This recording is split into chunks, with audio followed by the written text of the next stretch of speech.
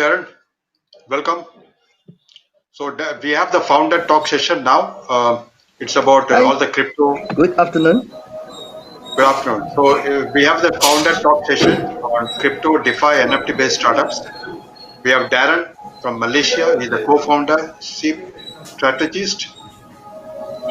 He's from. He is a digital economist, DeFi, fintech, blockchain, DAO expert, specialist, experienced in creative marketing communications, with demonstrated history of working in various industries.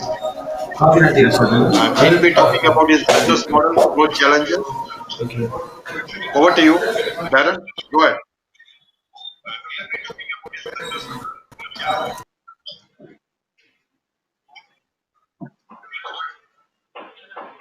Go ahead, Darren.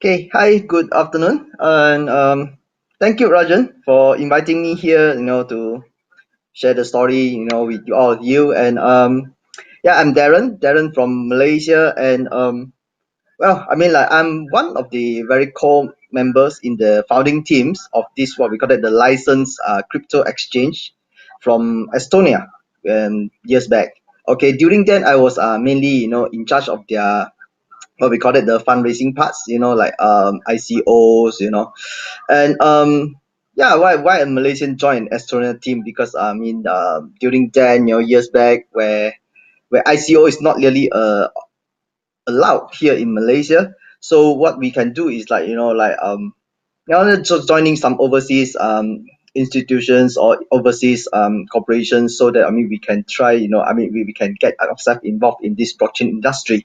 So that is very what we call that. A lot of people saying that I joined them during the wrong timing, because I joined them in the second half of 2018, and the whole projects end in mid of 2019, which is the so-called ICO winter during then.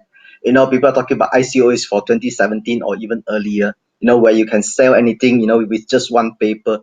Of course, like I can tell that how difficult and how tough is it. During this ICO winter period when I was their CMO for this crypto exchange, and we go over we ran around the world, to talk to a lot of investors, talking to a lot of like VCs, try to get them to invest into these projects. And I still remember, like during then, people, the perceptions towards this what we call it cryptos is very negative. I remember, the we went to Sydney, Australia during then, like when we talk about cryptos, people, the first impression is like, oh no, it's all just about scam. So they will reject immediately, whenever we talk about cryptos. So it's sort of like very difficult for us. And of course, I would say, most of the time, even the difficult time, what we call that a crisis, is a time where we can, try to, put ourselves up, and take it as a good chance and opportunity where we can, really make something out of it. So during then, we try to, like show them, how genuine, how true we are, and how we going, do it. And also we bring in ideas of like what we call that, like the DAO format kind of thing, decentralized kind of theme, and people don't trust ICO then, because a lot of scams, I heard that it's 90 over percent, most of the time ICO cases is end up, is something else. So during then, to convince them, I would say, we have to bring in ideas of like decentralized autonomous kind of organization kind of concept, to let them understand that, hey, like this is something that, like if we do it on blockchains, something that we cannot alter, we cannot change, and you have to keep it to that, what we have promised. We'll bring in smart contracts kind of, into the whole projects, to show the investors how genuine we are and how we're going to do it. And we are proud of ourselves, because even during this what we call the ICO winters, we still managed to raise 11 million USD. To be exact, 10.9 million USD. During that period, this is considered a very good result. I believe you can still see the results in ICO Bench, and you know I would say it's like sometimes it's difficult. I mean, like for startups, to I mean, what we call it, to go into the markets and to show them, to prove to them that how hard we try to do and how we want to do it. Like I mean, like if now recently I'm into few other projects which is also about like bringing device or some like setting up some fun kind of thing for the industry. So surprisingly, I mean, like a lot of people, I mean, thanks to bitcoins, and a lot of people nowadays, they look at blockchain differently, and also they look at cryptos differently because they will see it as a something positive compared to 2 years back. And I mean, like also thanks to those what we call that, the not so popular period where we have to work so hard, to go through the periods. And I mean, like, and that's where we learn a lot, and I mean we experience a lot, and that is fantastic, I would say. I mean, like because you learn, you learn when you have these problems, and you really learn something useful, I would say. And I mean, of course, I mean, over a few years now, and I would say Malaysia now is a fantastic place if you try to start something like blockchain related or crypto related. Even though crypto is still not officially accepted, I mean, I wouldn't say Malaysia is a crypto friendly nation at the moment.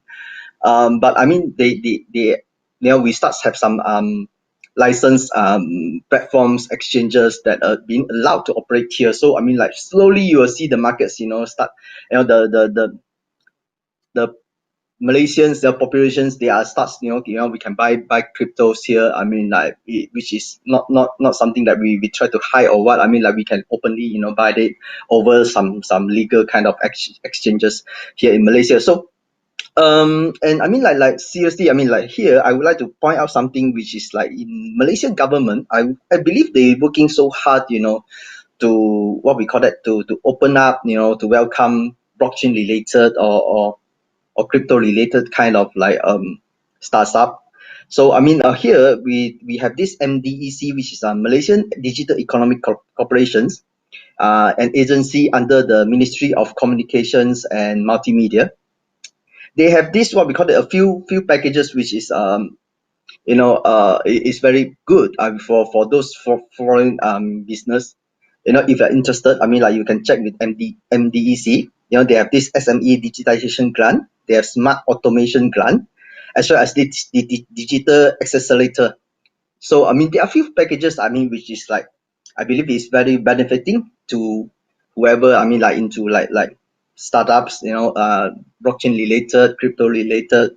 You can check that. I mean, and also, I mean, we can see that lately governments, most of their what we call it, the projects, or even some new strategies, all are like they try to apply blockchain in there.